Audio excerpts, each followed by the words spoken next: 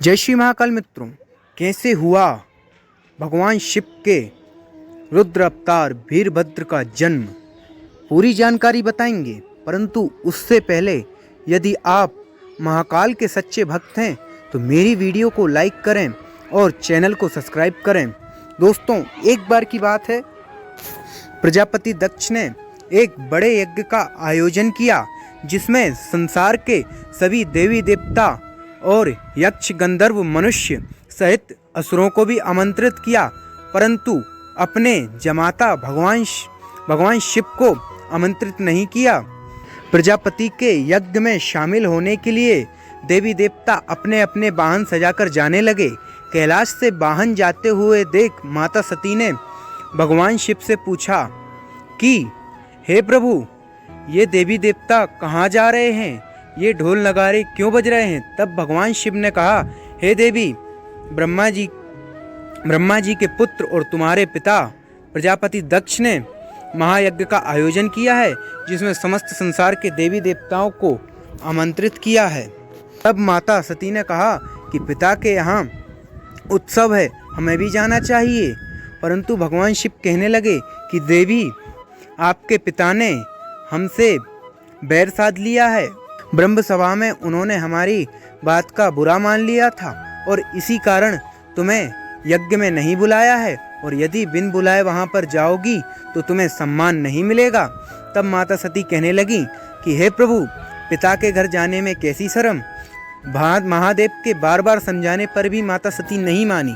तब महादेव ने अपने गणों सहित माता सती को कैलाश से रवाना कर दिया कि जाइए देवी, अब राम जी जाने क्या होगा। उसके बाद माता सती प्रजापति दक्ष के यज्ञ में पहुंच गईं, परंतु प्रजापति दक्ष ने उनसे बात ही नहीं की। ना उनकी बहनें उनसे बोली, ना वहां उपस्थित देवी देवताओं ने उनको प्रणाम किया, और उनकी माता भी उनसे बात नहीं कर रही थी। तब माता सती ने जाकर देखा कि वहां ब्रह्मा विष्णु के स्थान तो थे, परंतु स्वयं महाकाल भगवान शिव का स्थान नहीं था। ये देखकर माता सती को भगवान शिव की याद आई कि भगवान शिव ने कहा था कि बिन बुलाए नहीं जाना चाहिए, ये अच्छा नहीं होता है। माता सती को बहुत दुख हुआ और माता सती ने क्रोधित होकर दक्ष से कहा, हे दक्ष, तुमने मेरी तपस्या की, मैं आदि शक्ति स्वयं तुम्हारी पुत्री होकर जन्मी, और आज तुमने मेरे पति का स्थान ना रखकर मेरे पति का अपमान किया है।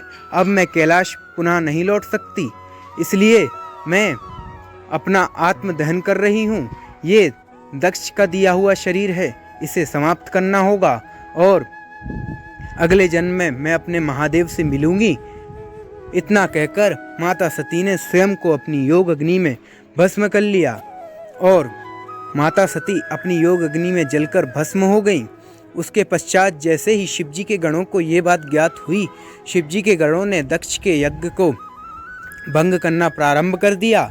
शिवजी को जब ये बात पता चली तो वे बहुत दुखी हो गए और उन्होंने अपनी जटा को निकालकर उससे वीरभद्र का आवाहन किया। एक हाथ में तलवार, दूसरे हाथ में त्रिशूल लिए वीरभद्र प्रकट हुआ, और वीरभद्र ने कहा, हे प्रभु, मुझे क्या आज्ञा है। तब शंकर जी ने कहा कि जब तक विनाश करना, जब तक संसार समाप्त ना हो जाए। और वीरभद्र विनाश करने के लिए निकल गए। अंत में वीरभद्र ने युद्ध करके प्रजापति दक्ष को परास्त कर दिया और प्रजापति दक्ष का सर काट दिया। तब भगवान विष्णु प्रकट हुए और वीरभद्र को रोकने का प्रयास किया, परंतु वीरभद्र अपना विनाश नहीं रोक रहे थे।